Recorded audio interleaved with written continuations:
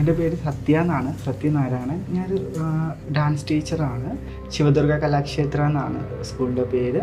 Vadavucode പുത്തൻകുരിശാണ് school പ്രവർത്തിച്ചു വരുന്നത്.